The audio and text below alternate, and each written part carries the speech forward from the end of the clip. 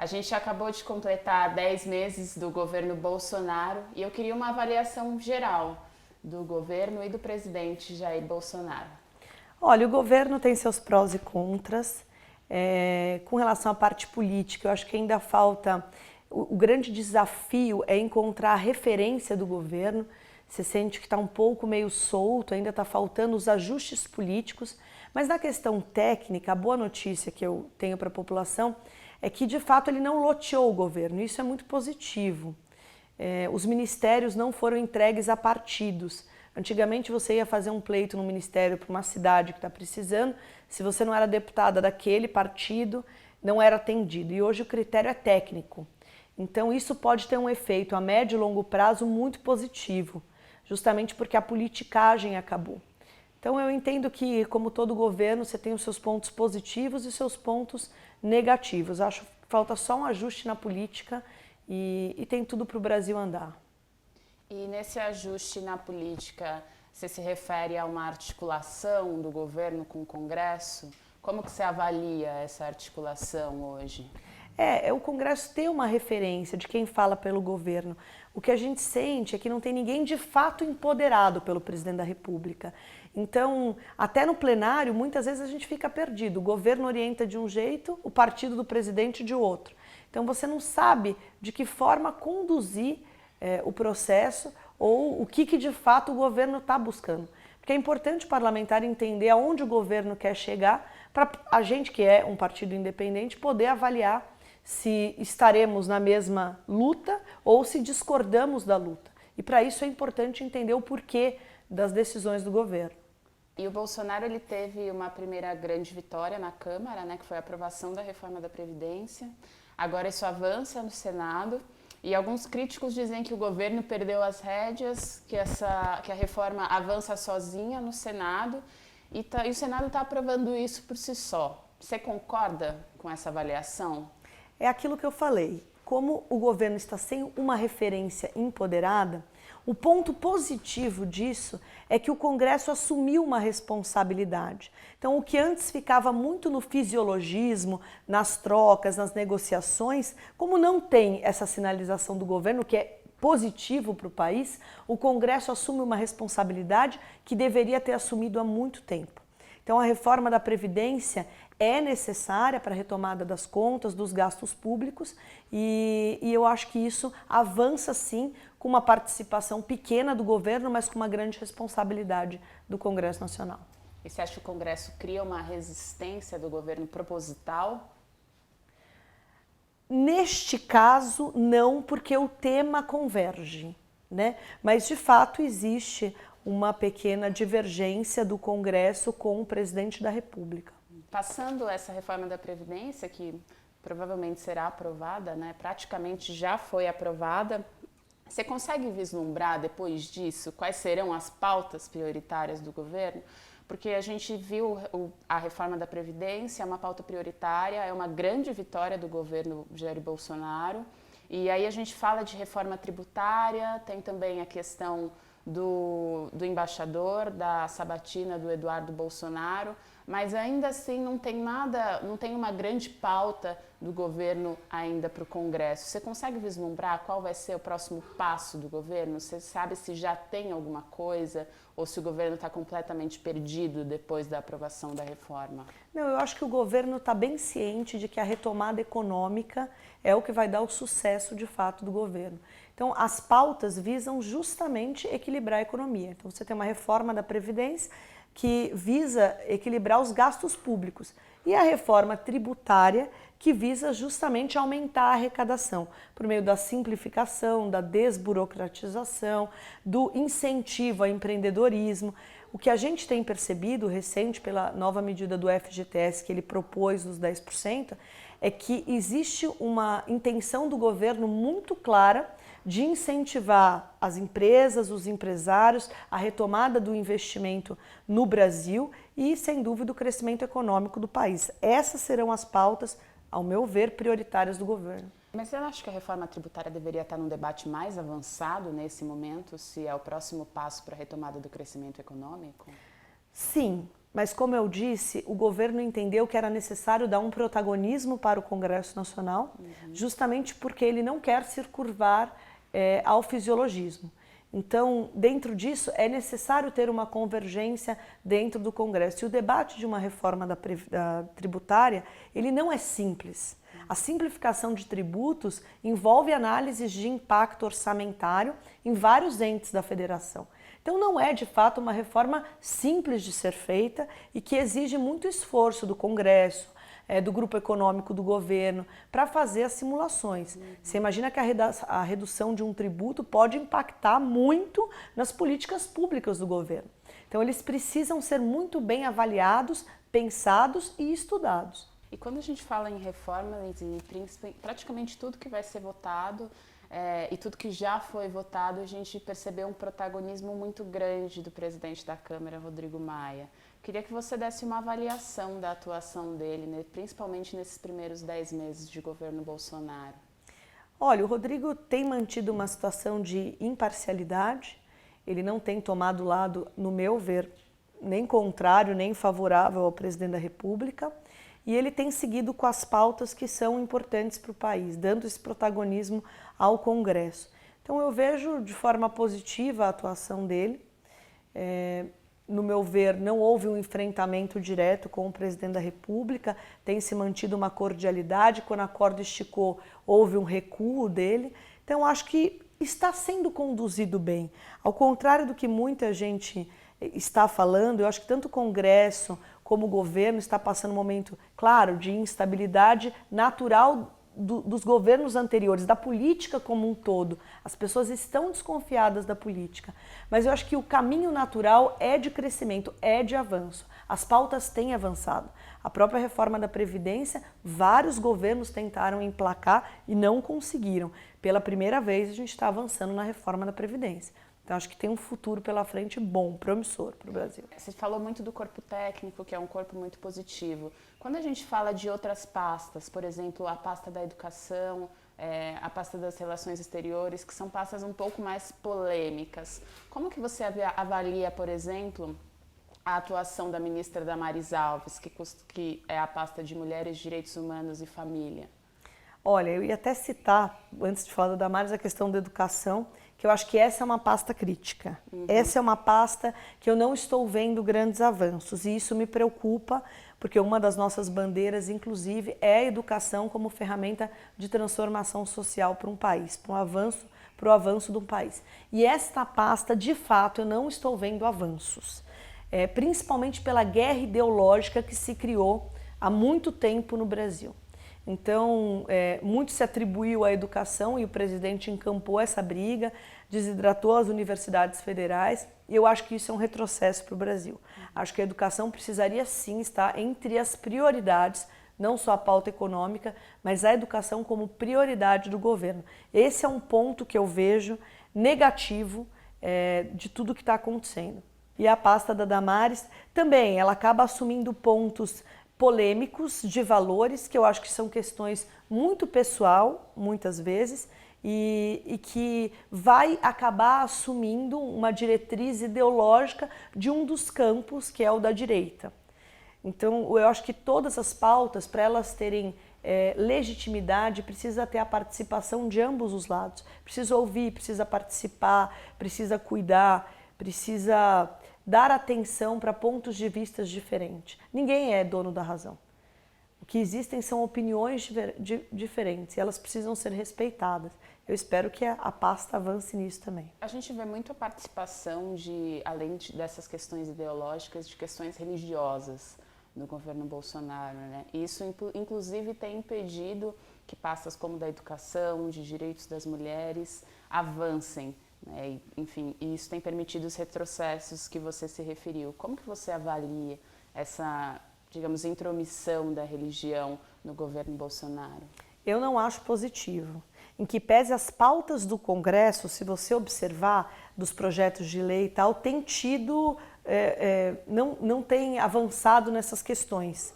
A questão ideológica ficou, de fato, no Congresso estabilizada, não se discute essas pautas. Mas no governo, nesses dois ministérios em específico, ainda está presente muito essa questão. E eu acho que isso não vai ser bom para o país. Nesse ponto, eu discordo. E como que você avalia as relações exteriores do governo Bolsonaro? Olha, só o futuro dirá. Mas eu acho que é natural que quando você tem um posicionamento muito claro da direita, você atrai governos como os Estados Unidos, mas você também afasta outros que têm uma tendência mais de centro, centro-esquerda. O diálogo é sempre importante e eu acho que às vezes falta um pouco mais de diálogo e de equilíbrio nos posicionamentos do governo federal. Mas vamos torcer para que isso mude, que a gente possa ter uma relação diplomática com todos os países, que é importante também para o crescimento do Brasil. E essa relação da indicação do Eduardo Bolsonaro a ser embaixador do Brasil nos Estados Unidos? Nós do Podemos não enxergamos com bons olhos. Primeiro porque você desvaloriza uma categoria que se preparou, que se formou, que lutou. E também é incoerente com tudo que ele sempre defendeu. Então eu não vejo de forma positiva, inclusive o Podemos é contra a indicação de Eduardo Bolsonaro à embaixada. Inclusive o nosso senador Álvaro Dias fez uma PEC justamente para valorização da carreira e que situações como essa não sejam permitidas, a indicação de um parente, de um filho para uma embaixada. Então, estamos lutando também por meio do legislativo para inviabilizar esse tipo de situação que constrange o Brasil. Agora indo um pouco para o lado do Podemos. O Podemos é um partido conhecido como lava-jatista. Você concorda com essa avaliação? Na verdade, isso foi o que a imprensa colocou. O que nós temos é pautas em comum com a defesa da Lava Jato. Por exemplo, o fim do foro privilegiado, que é uma luta antiga de Álvaro Dias, muito antes da Lava Jato. Nós temos o fim do foro privilegiado, como eu disse, a prisão em segunda instância, as pautas para não tirar o COAF do ministro Sérgio Moro, do Ministério da Justiça, foi uma luta do Podemos na Câmara Federal, a CPI da Lava Toga, enfim, uma série de pautas de combate à corrupção que o Podemos encampou e defendeu em todos os momentos. Então foi natural que se identificasse o nosso partido como um partido que defende a Lava Jato, e de fato defendemos. A Lava Jato teve o que muitas pessoas, enfim, e a imprensa também avaliou como algumas derrotas no Supremo Tribunal Federal, né, e que podem desencadear ainda outras anulações de condenações. Uma delas foi do Ademir Bandini, ex-presidente da Petrobras. Como que você avalia isso? Você acha que isso pode prejudicar a Lava Jato e de certa forma prejudicar também a imagem do Podemos por ser associado à Lava Jato? A imagem do Podemos não, porque a nossa luta não acabará. A Lava Jato é um patrimônio do Brasil e ela foi essencial e é essencial para passar limpo esse país. A corrupção, ela não gera simplesmente assalto aos cofres públicos, é um assassino em massa, é um assassinato em massa. Pessoas morrem nos postos de saúde porque o dinheiro é drenado da saúde pública, da educação. Então, a Lava Jato precisava avançar e, de fato, infelizmente, o que a gente tem visto no Brasil é um retrocesso. Você vê interceptar um ministro da Justiça, tentar descredibilizar a Lava Jato e a gente sabe qual é o intuito disso, é não combater a corrupção no país. Mas a nossa luta vai continuar, porque mais do que nunca o sentimento de justiça e de punidade está presente no coração de cada cidadão brasileiro e nós estaremos com eles, com os cidadãos de bem do Brasil. Você não acha que essa derrota da Lava Jato no STF não é fruto de que houve irregularidades no processo?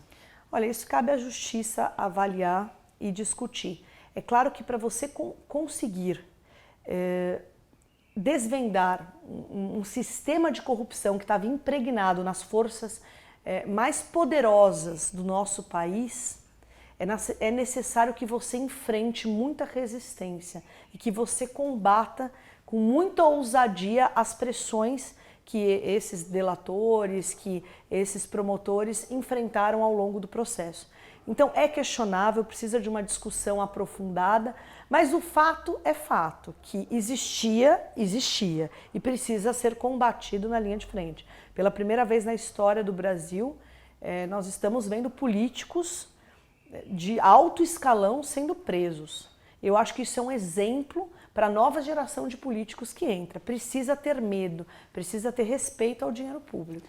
Isso pode gerar um efeito cascata em diversas condenações que foram assinadas pelo então juiz Sérgio Moro, né? Agora ministro Sérgio Moro. Você acha que isso enfraquece a imagem dele? Eu acho que isso enfraquece o país, porque o ministro Sérgio Moro foi e é uma esperança dos brasileiros. Foi e é uma esperança dos brasileiros. Então, retroagir nas decisões dele, que todos nós sabemos que de fato existia no Brasil, infelizmente será um retrocesso para o Brasil e pode prejudicar muito a imagem do país lá fora. E você acha que o ministro dura até o final do governo? Se o presidente da República for um homem sensato, inteligente e comprometido com o combate à corrupção, ele fica até o final do governo. Vocês flertam com o Moro, né? O Álvaro Dias principalmente, já faz um tempo. E eu imagino que se fosse uma possibilidade o Moro entrar no Podemos, ele tem portas abertas. Se não for isso, você me corrige. É possível o Moro, uma candidatura do Moro, se ele quiser, em 2022 pelo Podemos? Olha, nós não tivemos essa conversa com ele. É claro que existe uma aproximação do Álvaro com o Moro, até da eleição passada, que ele fez o convite ao ministro Sérgio Moro justamente para ser ministro da Justiça. Foi um convite do senador Álvaro Dias. E nós defendemos muito as ações que o Moro teve no Brasil. Existe uma convergência de ideias. Então é por isso que as pessoas associam muito que se eventualmente o Moro fosse se filiar, seria ao Podemos. Mas não houve esse convite. Eu acho que hoje é importante ele atuar no Ministério da Justiça, promovendo o que ele sempre fez. E é isso que nós defendemos hoje, que ele permaneça e continue a luta no Ministério. Continuando no Podemos, mas falando um pouco de você, você se considera de esquerda, de direita, de centro? Eu me considero completamente de centro. Eu tenho pautas da esquerda que eu gosto, tenho pautas da direita que eu gosto. Inclusive, eu acho que esse conceito direita ou esquerda já passou do tempo, essa é a minha opinião. Sei que tem críticos com relação a isso, mas eu acho que o Muro de Berlim já caiu há muitos anos. Podemos, ele se identifica muito com a Lava Jato, como a gente conversou, com o Sérgio Moro. O Álvaro Dias também, que é uma figura, às vezes o rosto do Podemos, muitas vezes também se identifica muito. O partido se interessa muito por isso e agora a gente pode dizer que o partido sempre foi de centrão, desde quando era PTN, ou ele surfa na onda do centrão? Na verdade, o Podemos nunca foi centrão. Nunca foi centrão? Não. O centrão, que muito se diz, são os partidos de centro, mas que sempre são governo. Uma vez eu ouvi até de um líder falando o seguinte: nós nunca mudamos de lado, nós sempre fomos governo, o governo é que muda. Então isso não é o Podemos. Até pelo nosso posicionamento, é possível perceber que somos um partido completamente independente, que não é nem oposição e nem base de governo e nunca seremos, mas que estamos atentos aos anseios da sociedade. Inclusive, uma das nossas bandeiras é a implementação de mais práticas de democracia direta. No nosso aplicativo, as pessoas podem decidir o voto dos nossos parlamentares em diversas pautas do Congresso Nacional, como fez com o meu voto no impeachment da Dilma, na denúncia do Temer. É bem diferente. O Centrão agrupa um bloco de centro que, na maior parte das vezes, quer estar no governo, quer negociar com o governo. A pauta é a do governo, que é bem diferente do posicionamento do Podemos. O Podemos não tem interesse em negociar com o governo, em dialogar com o governo, nós temos em entrar nesse bloco? Não, nós temos interesse sim em dialogar como dialogamos, temos interesse em ajudar o governo, mas sem o toma lá da cá. Esse é o grande diferencial. Ajudar o governo é ajudar o Brasil. E as pautas que são importantes para o país, nós estaremos ao lado do governo. Inclusive estamos, né? Uma pesquisa recente mostrou que a maior parte das pautas do governo, nós estamos votando junto com o governo, porque entendemos que é bom para o Brasil, mas sem acordos, sem negociatas. E agora falando um pouco da questão das trocas partidárias, né? Eu li algumas reportagens, falaram que você é janeleira, que se aproveita das janelas partidárias, mas o que mais me chamou a atenção foi que dos 11 senadores que vocês têm, apenas um foi eleito pelo partido. E que quando o PTN chegou, ele tinha apenas 4 deputados e você, por meio de articulação, depois no fim do primeiro mandato, chegou a 13. E aí eu queria te perguntar, por que o Podemos tem essa prática? Na verdade, quando eu assumi a presidência do PTN, a gente começou a refundação de um movimento. Então nós fomos estudar o que a sociedade estava buscando, porque os partidos estão sem credibilidade. Hoje mais de 80% da população não acredita em partido nenhum. E isso é preocupante para o fortalecimento da democracia. Então os partidos precisam olhar para dentro. E aí nós começamos um processo de atrair parlamentares que tenham este mesmo posicionamento de independência. E não é fácil, principalmente na última legislatura, que nós éramos um partido muito pequeno. Nós tínhamos um tamanho de tempo de televisão, de estrutura, de 4 deputados federais. E chegamos ao final da legislatura com 17 deputados, 5 senadores, 3 candidatos a governo e 1 candidato à presidência da República. Então, quando você fala, nós elegemos um senador, foi justamente por isso. Talvez nós não tivéssemos tamanho em estrutura, em tudo, nem para eleger um. Mas o sentimento foi tão grande de mudança que nós superamos isso. E hoje o que aconteceu? Muitos parlamentares com esse perfil, que não tinha na última legislatura, entraram no Congresso Nacional. E aí é natural que, diante dos nossos posicionamentos, eles se identifiquem com Podemos. Acontece um fenômeno no Senado que é de uma atração natural. Esses senadores não vieram para o Podemos por cargos, por dinheiro, por projeto de poder, de querer se juntar para negociar com o governo, mas porque existe uma convergência de ideias. São parlamentares independentes que estão preocupados com o Brasil e que se unem para ganhar força para um projeto maior, para ter força para dar voz à luta que eles não conseguiam ter individualmente nos seus partidos. Esse fenômeno demora mais na Câmara porque não tem a janela partidária como tem no Senado. Então, naturalmente, na próxima janela partidária, esses parlamentares independentes tendem a convergir numa única agremiação partidária. Entendi. Eu acredito que é o Podemos. Mas então, não é você que vai atrás deles, não tem ninguém do Podemos que está atrás dele, porque o que eu entendi é isso, é que vocês têm realmente uma prática de buscar parlamentares para migrar para o Podemos. Isso não acontece? Não, o que nós temos é muito diálogo e muito respeito às opiniões divergentes. E isso naturalmente na Câmara, que você faz amizades, e no Senado, se propaga. Hoje, o crescimento do Podemos é inverso. As pessoas buscam por convergência de ideias. E isso vai acontecer, é um processo natural. E como que você mantém uma unidade programática num partido que tem pessoas que vieram de tantos outros partidos? Essa é a nossa grande mágica, porque a sociedade está com muito ódio e as ideologias têm nos dividido.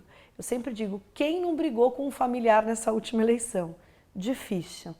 E mais do que nunca a política precisa dar exemplo, que pessoas que pensam diferente podem se amar, podem ser amigas, é necessário um processo de união. Independente se você é de direita ou se você é de esquerda, eu tenho certeza que ambos os lados querem um futuro melhor para os nossos filhos, querem um Brasil mais promissor e amam esse país. Então, se nós temos objetivos concretos tão iguais, não faz sentido nós nos divergirmos no que somos diferentes. É importante um processo de união e eu brigo sim para que no Podemos tenha pessoas que pensam diferente e que possam mostrar para a sociedade que sim, elas podem estar juntas, elas podem divergir, mas com respeito, com amor. Podem sim apertar a mão porque tem outras coisas maiores que nos unem. Então esse é um exemplo que nós queremos dar e sim, colocamos pessoas que pensam diferente no Podemos, mas que tenham independência. Independência de posicionamento e respeito ao seu eleitor. Entendi. A gente viu agora pessoas que migraram do PSL. E você falou de independência de posicionamento e diversidade. Se alguém do PT quiser migrar para o Podemos, tem essa liberdade? Se ele convergir com os nossos princípios básicos. Então nós temos alguns princípios e valores que não abrimos mão. Nós temos algumas bandeiras, como o combate à corrupção, que isso é muito forte no Podemos, algumas bandeiras de educação, principalmente a inclusão de uma educação mais cidadã nas escolas. Se essas pessoas convergirem com as nossas bandeiras de participação, de em várias pautas aceitar que a população decida o nosso voto, nós temos um projeto, inclusive, que qualquer cidadão pode propor um projeto de lei e com 20 mil apoiamentos a nossa bancada se compromete a protocolar na Câmara Federal. Essa é uma bandeira do Podemos, que já praticamos no nosso aplicativo. Se esse parlamentar convergir com essas ideias, ele é muito bem-vindo ao Podemos. Sendo de esquerda, de direita? E sendo limpo. Sendo limpo, beleza. A gente consegue falar em números de deputados ou senadores que possam migrar nas próximas janelas? Eu acho que no Senado nós ainda vamos receber alguns outros senadores, então teremos um crescimento ainda este ano. E na Câmara eu acredito que o Podemos vai ter um crescimento bem positivo na próxima janela. Tem alguma ideia de algum número que você consegue me falar? Tipo 7, 8, 9? Olha, eu sempre penso de forma pessimista para surpreender, mas eu acho que o Podemos passa de 20 parlamentares, no mínimo. Isso já contando Câmara e Senado? Não, Câmara. Câmara só. E no Senado? E no Senado, olha, hoje nós estamos com 11 parlamentares, vamos filiar mais um, provavelmente nas próximas semanas. Eu acredito que 12 a 14, mas o principal é ter convergência de ideias, não adianta crescer sem qualidade e unidade. A preocupação maior agora é quem vai vir. Esse é um caminho que nós temos tido muito cuidado em selecionar. E esses parlamentares que vêm para o Senado, eles já pensando numa possível candidatura à presidência do Senado? Não. Cedo para dizer. É porque no Senado existe essa tendência de um maior partido caminhar para a presidência do Senado. Então é natural que quando o Podemos se torna o maior partido ou próximo disso, já tenha a especulação da presidência do Senado. Mas gostaríamos muito que na próxima eleição para a presidência do Senado nós tivéssemos também um perfil independente e que mude a imagem que tem do Congresso Nacional. Esse projeto que previa a aprovação de uma nova janela partidária, essa janela que inclusive batizaram de Janela Tabata, né? Eu achei ótimo o nome, mas eu achei que na verdade você propôs esse projeto para antecipar os deputados que viriam para o Podemos. Eu acertei? Na verdade, não é só isso. Você tem um clima de insatisfação desses parlamentares que entraram com essa linha de independência com os seus partidos, porque muitos vieram de uma primeira eleição. Então não tinham essa percepção que uma voz isolada numa agremiação partidária não conseguiria promover as mudanças que esses parlamentares sempre sonharam. E se eles estivessem juntos numa única agremiação ou em duas agremiações com o mesmo perfil que eles têm como parlamentar, que o grupo ganharia muita força. Então é um entendimento necessário e que a Câmara precisa ter. Ela mudou, o perfil da Câmara mudou e precisa ter uma adaptação. E aí você se refere também àquele grupo de parlamentar superpartidário, todos no geral? Assim? Sim. Bom, então já vamos partir para a questão da flexibilização. Você propôs o projeto que flexibiliza as cotas, eu assisti um pouco daquele debate que as candidatas do PSOL propuseram e enfim, elas atribuíram o crescimento de 9% a 15% da representatividade feminina na Câmara a esse projeto de lei, que determina que 30% das candidaturas sejam para mulheres. Por que propor um projeto? Por que propor alteração nessa lei? Por que propor a flexibilização dessa lei de um projeto que é bem avaliado pelo público-alvo, que são mulheres? Na verdade, a bancada feminina, inclusive, está dividida sobre ele. Porque o crescimento da bancada feminina não se deu pelos 30% de candidaturas. Ele se deu pelo 30% de recursos que foram garantidos às mulheres. E isso só aconteceu na última legislatura, por isso que teve um boom de mulheres na política. O projeto de 30% de candidatas mulheres é um projeto antigo e que, se você avaliar o crescimento das mulheres no Congresso, foi muito pequeno. Só aconteceu quando garantiu o recurso. É isso que deu efetividade. O nosso projeto não acaba com cota, como muito tem se divulgado. Não acaba. ela mantém as cotas dos 30%, que foi uma conquista de todas nós mulheres. O que ela prevê é a garantia do homem não perder o seu espaço também. O que acontece? Se não tiver 30% de mulheres querendo participar, hoje se tira o homem. Eu não conheço nenhuma cota afirmativa que, se não for preenchida, você prejudica o outro lado.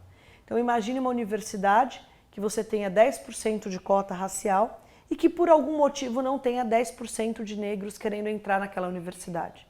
O que a política faz hoje? Então tira-se os brancos. Eu não acho razoável tirar o direito do outro gênero, e aí não se trata de 30% de mulheres, porque a lei prevê 30% de cada um dos gêneros. Então, da mesma forma, se tiver 70% de mulheres querendo participar e não tiver 30% de homens, então tira as mulheres. Isso é que eu não acho correto. Você garantir o direito de um, tirando o direito de outro. O nosso espaço está lá, os 30% está reservado. Se nós quisermos usufruir, nós temos a nossa legenda, mas se não quisermos, não prejudicaremos o outro gênero que queira participar. Então o projeto basicamente é isso. Se não for preenchido os 30%, não pode ser preenchido com homem. O partido é obrigado a deixar as vagas vazias, ou seja, gera uma punição para o partido, porque isso atrapalha o coeficiente partidário. Para quem não entende muito bem disso, para você eleger um vereador, um deputado, é a soma dos votos do grupo. Então, quanto menos candidatos, menos possibilidade de eleição esse partido tem. Qualquer voto e qualquer candidato faz a diferença para o resultado total. Deixar uma vaga vazia é uma punição para o partido. E ele não pode ser ocupado por homem. Então, o partido só não vai preencher aquela vaga se de fato não tiver uma mulher querendo participar. E o que tem acontecido hoje? Para não perder o homem, o partido obriga as mulheres a se candidatarem. Desculpa, eu acho que nós não podemos nos submeter a isso, a sermos obrigadas a se candidatar para manter uma cota. Nós temos que querer, isso é uma política pública de incentivo à mulher e é o que eu defendo. Então esse projeto prevê isso, a manutenção das cotas e que se elas não forem preenchidas, o partido é penalizado, tendo que manter aquele resto que não foi preenchido vazio, sem poder ser preenchido com homem, mas não tirando o homem como acontece hoje. E esse projeto também prevê a manutenção do recurso dos 30% e que o voto da mulher compute em dobro para fins de cálculo de fundo partidário. Então o fundo partidário ele é calculado pela quantidade de votos que o partido recebe para deputado federal. É assim que se calcula. O voto da mulher computará em dobro, justamente para incentivar os partidos a investirem ainda mais nas candidaturas femininas. Esse é o projeto. Um dos principais argumentos quando principalmente as deputadas do PSOL falam contra esse projeto diz respeito à representatividade, né? Porque isso pode ir de encontro ao interesse de homens que têm grande resistência à entrada de mulheres no mundo da política. Porque se não é obrigatório que a mulher ocupe a vaga e dá a possibilidade que a vaga fique vaga, você não tem tanta representatividade. Você não concorda que isso dá abertura para que abaixe a representatividade da mulher na política? Não porque quem fala isso não conhece construção partidária. Como eu te disse, qualquer voto, qualquer candidatura faz a diferença no coeficiente partidário. E o que existe de fato nos partidos, por isso que a cota dos 30% ela é importante. O que existe não é uma distinção de homem e mulher. O que existe nos partidos é uma distinção de quem tem voto e quem não tem. Porque eles precisam atingir uma cláusula de barreira. Então é um critério técnico. É natural que, como a nossa luta começou muito depois, a mulher começou a votar muito depois, é natural que o histórico eleitoral dos homens estejam à frente das mulheres. É uma luta que nós começamos muito recentemente. Então, nós acabávamos ficando preteridas por essa situação, não por sermos mulheres, mas por não termos voto. Hoje, o cenário é completamente diferente. As mulheres precisam estar nesses 30%, senão perde-se os votos para cômputo do coeficiente eleitoral e os partidos perdem. Então nós temos o nosso espaço, os partidos não vão deixar de colocar mulheres E é importante para o parlamento brasileiro avançar na questão das cadeiras efetivas. Essa sim seria uma vitória para nós mulheres. Você se considera feminista? Olha, eu acho que qualquer mulher defende o direito da mulher. No entanto, o que é o direito efetivo é uma discussão que se tem. Por exemplo, a questão do aborto. Você tem mulheres que defendem os direitos da mulher, mas que são contrárias ao aborto, e outras são favoráveis. Eu mesma, quando jovem, era favorável ao aborto, até o dia que eu tive meu primeiro filho e que com 8 semanas eu ouvi o coração dele na minha barriga. Eu entendi que aquilo era uma vida e que por mais que eu tivesse o meu direito, eu não poderia tirar uma vida que tinha um coração batendo dentro de mim. E aí o meu conceito mudou pela minha experiência de vida. Experiência essa que eu não tinha quando era adolescente. Então, eu acho que a nossa vida e as nossas experiências mudam o nosso posicionamento. Eu não condeno quem é favorável ao aborto e não condeno quem é contrário. A experiência de vida nossa dá aos nossos valores. Então, eu defendo os direitos da mulher, mas esse em especial, eu acho que é um direito da vida que prevalece. E como que é ser mulher em uma Câmara dos Deputados composta por homens, em que grande parte das lideranças são homens e que 89,5% dos parlamentares são homens? Eu acho que quando a mulher aprende a fazer a política não igual ao homem, mas igual à mulher, que é com carinho, que é com jeito, que é ouvindo, não tem para ninguém. Por exemplo, os meus projetos de lei tramitam muito rápido, porque o homem não fala não para a mulher. Então, se você tiver o jeito, não for como é um homem de subir na tribuna, de bater, de brigar, mas for com o seu jeitinho, poxa, coloca meu projeto em pauta, ajuda ele a andar, você consegue tudo com os homens. Então, não é fácil, não é difícil as coisas caminharem quando você é mulher no parlamento, mas você precisa se encorpar como mulher. E, infelizmente, a nossa referência política muitas vezes é um homem. Então, quando chegamos lá, tendemos a ter a mesma forma de agir de um homem. E aí é o erro que a mulher comete. Nós temos que usar o dom da mulher para fazer a política. Isso é o grande diferencial. Como aceitar os estereótipos. Também. E acho que o crescimento do Podemos se deu também por eu ser mulher. Porque eles se sentem mais confortáveis, ouvidos. Então eles escolhem esse caminho por terem o sentimento da proteção de ter uma presidente mulher. Olha que contraponto interessante. E isso é visível. Materno, talvez. Materno. Mesmo os parlamentares querem ter esse sentimento de proteção. E você acha que algo mudou desde que você ficou grávida? Já é seu segundo filho, né? Mas nessa terceira gravidez, algo mudou? Piorou? Melhorou? Melhorou. Melhorou? Melhorou. Os enjoos melhoraram. E eu acho que é a primeira vez que eu estou gestante no mandato. Eu estou preferindo, porque passa mais rápido, né? Então você fica menos ansiosa. Mas é gostoso, eu acho que é uma oportunidade de você mostrar para mais mulheres que nada é um desafio, um obstáculo, para a gente escolher a política como um caminho também. E muitas vezes, quando a gente vai convidar as mulheres para serem candidatas, tem os desafios. Ah, mas eu tenho filho pequeno. Eu também tenho. Ah, mas eu vou ficar longe. Eu também fico. Então, é a hora da gente dar as mãos e falar que nada pode ser um desafio para que nós também possamos escolher a política como um caminho de transformação social para os nossos filhos. Você já passou por alguma situação de machismo difícil de lidar na vida política? Não. Não? E agora eu queria que você me explicasse um pouco da questão das candidaturas laranjas. Basicamente, eu li um pouco, na verdade, eu conversei um pouco com alguns promotores e o que eu entendi foi o seguinte, que a acusação é que os 30% do fundo partidário, que são cerca de 10,8 milhões, foram prometidos por você de que seriam usados igualmente entre as candidaturas e não foram usados igualmente. Na verdade, teve uma que recebeu 700 mil, outra que recebeu 2 mil, outras que não receberam nada. Enquanto a sua candidatura teve uma verba de 2 milhões. E aí eu queria que você me explicasse um pouco, né, se defendesse talvez com relação a essas acusações e que justificasse porque esse dinheiro não foi dividido igualmente conforme foi prometido.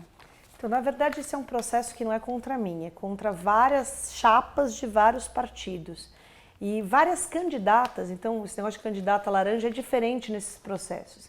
Várias candidatas efetivas disseram que por terem recebido pouco recurso, que elas deveriam ser consideradas laranjas, com o objetivo de impugnar toda a chapa e tentar derrubar os eleitos.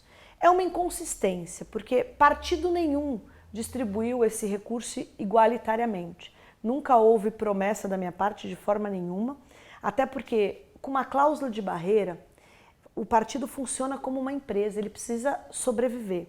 O que faz um partido sobreviver? Os votos. Então, os investimentos, eles são proporcionais aos votos. Não é o quanto eu recebi. Se você observar, todos os parlamentares que tinham potencial de voto sempre receberam valores maiores, porque senão o partido não sobrevive. Além disso, a própria lei e a própria justiça deu poder discricionário dos partidos para fazerem essa distribuição, justamente porque o recurso do fundo eleitoral, em que pese ser alto, ele é insuficiente para a manutenção de todas as candidaturas no Brasil. Você pegar, por exemplo, uma eleição municipal agora, em cada município você tem 30 partidos montando chapa pura. Então, é insuficiente para se bancar todas as candidaturas. E ele dá aos partidos o poder de fazer essa gestão justamente porque precisa da eficiência. O partido quer eleger deputados, quer eleger vereadores, quer assumir essa representação. E aqueles parlamentares que têm potencial eleitoral, é natural que eles recebam mais. Isso não aconteceu no Podemos, isso aconteceu em absolutamente todos os partidos, porque é uma necessidade de sobrevivência. Esse processo, inclusive, que aconteceu contra vários partidos e várias chapas, ele tende ao absurdo, porque ele quer falar que quem não recebeu recurso é laranja. É o contrário de algumas acusações que tiveram em outros partidos, que muitos receberam recurso e tiveram que devolver. Isso não tem nada a ver com esse processo. Esse processo quer falar que quem não recebeu recurso é laranja. Só que nós tivemos alguns deputados, por exemplo, eleitos, que não receberam R$1 do partido. Eles são laranjas? Então é um questionamento que precisa ser feito, né? E que não tem cabimento nenhum. É uma ação que, no meu ver, não vai para lugar nenhum porque não tem consistência.